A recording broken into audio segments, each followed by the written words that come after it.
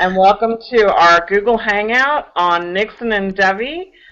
We have our VIP Booster Club member here, Dawn, from Edmond, Oklahoma. Dawn, how are you doing tonight? Good to be with you. Good. Well, Dawn Fitzwater, our friend here, has had the opportunity to read a pre-release version of the Nixon and Dovey novel, and Dawn has some great insight on some of the characters and some of the things that made him want to continue to read the book. So let me start by asking you what it was that drew you to the Nixon and Dovey novel. What made you not want to put it down? Well, if you don't mind me just kidding a little bit, I saw the name of the book, Nixon and Dovey, The Legend Returns, and I actually kind of was hoping it was two books in one, because I thought when it said The Legend Returns, I thought it was talking about me. But once I got into it, I found that wasn't a fact, and I persevered anyway. And so it really comes down to I'm generally a nonfiction kind of reader, and I just thought that I had heard that the book was a historical fiction.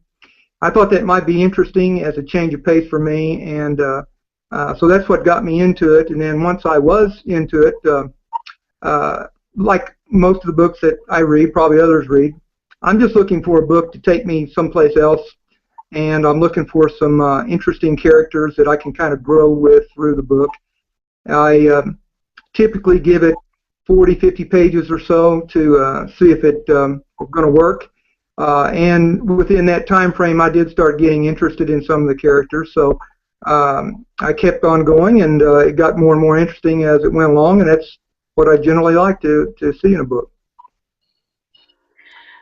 So other than our main hero, Nick, which character or two did you particularly enjoy? Well, I'm going to have to say that in most of the reading I do, especially in a fictional sense, I tend to kind of gravitate toward the male or guy characters. But in this particular one, I was really drawn to Dovey Caldwell. She's a young and innocent girl from the New World aristocracy of North Carolina. And she, to me, there was more asked of her in this story than anybody else. I'm convinced she gave more than anybody else, and so as time goes on, I just grew to really respect and admire her. And another quick one, I've got two or three others, but another quick one is Judge Baldy Henderson. He's the barrister who defends Nixon in a lot of his trials and tribulations with the legal system.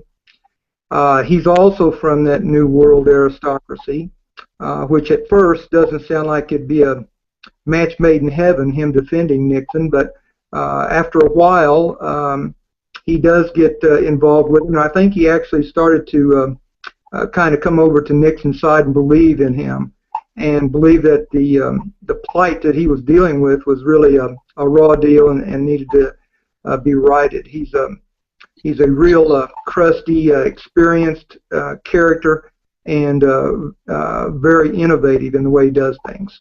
So he's a very interesting character to me. So which scene particularly sticks in your mind as moving or memorable? Well, I guess I'm going to be drawn to the scene where, and I don't want to run it for everybody, but one of the main villains of the book, by the way, very interesting villains in this book, but one of them is killed. And that's a decision that changes Nixon's life forever. It's a point of no return. And so therefore it's a real interesting scene to me. And I think most people would, well, the case is made at least at that point that was a justified killing, if you believe in justified killings in a frontier justice kind of way. But that's also going to be a debatable point with a lot of people now as they read the book. just as it was when it actually happened years ago. So it's an interesting moment in the book for sure. So every good novel has its villains. Which do you think were despicable, and which would you like to share with us? Well, the two most despicable to me is Ben Wilson and Johnny Stimson. They're a cut of the same mold. And they're integral to this plot. There's a strong story of good and evil through this book all the way through. Obviously, they're on the evil side. Now, Ben Wilson, he's kind of a polished on the surface kind of guy, but he's flawed and devious, a really bad guy. Now, the other fella, Johnny Stimson, that he runs with, there's no pretense of anything redeeming about him. He's just flat out mean and crude, and he'll take anybody out that gets in his way. So I really I grew to almost hate that guy, and I was actually thinking that as a promotion for the book, if there were a time travel token given out, I would be very attracted to that, because I would probably venture back into time and shoot Stimson myself. So that's what kind of bad guy he is. I love that. So we have Jay sitting here waiting in the wings. If you had a question for Jay, what would you ask him? Well, there's the Baldy Henderson character. I mentioned that he's really a creative kind of guy, and there's 2 or 3 top trials in this thing. He comes up with all kinds of novel defenses. One of them in particular I've never even heard of, and so it made me even want to check and see if that was really even possible in a court of law. So I guess I'd ask him on that one particular case when they're really ready to dismiss charges against Nixon, and the term is without prejudice. And in the end, his attorney says, no, I don't want these charges dismissed. I want a verdict. So the judge is incredulous, and he says, well, what are you asking me? And he says, I'm asking you to give directions to the jury to find my client not guilty. And I thought, I've never heard of that. So I'm just wondering, what's the background on that? Is that real, or is that fiction too? No, actually, that particular technique came from a couple attorneys that I had that helped in the trial scenes, which are pretty critical and dynamic.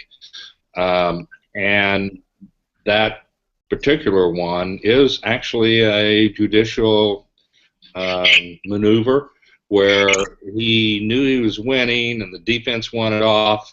They wanted to just drop the charges. We'll come around later.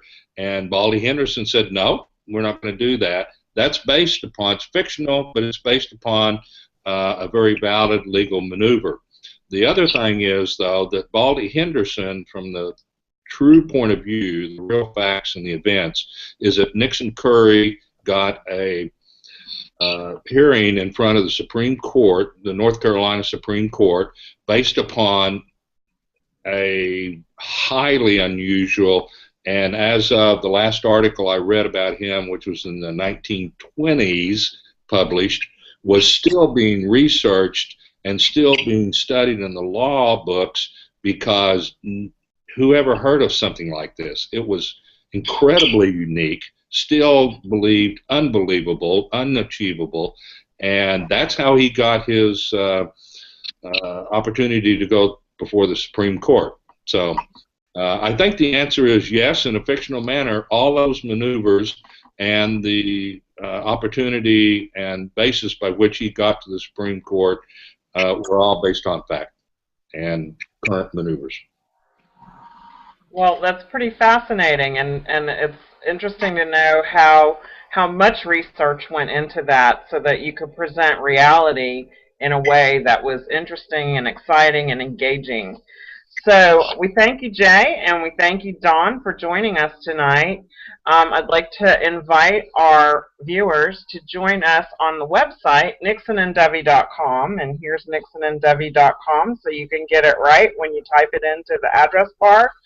As a sign-up as an early Booster Club member, you can read a pre-published copy of Nixon and Dovey. You can participate in a hangout like we did tonight. And you can also provide input to our author, Jay Curry. And then you can sign up to receive notification when the book is released. And if you participate in a Google Hangout and as a Booster Club member, you'll receive a free copy of the ebook when it is released and an opportunity to buy at the author's cost a special limited edition of the printed book stamped author's copy with Jay's written note of appreciation for your help with the Nixon and Dovey. So I don't know about you, but that sounds like some great incentives for joining us. Again, thank you for joining us tonight on this Google Hangout to discuss Nixon and Dovey, and we hope to see you next time. Bye-bye. Thank you, Dawn. Thanks. Good night. Good night. Good night.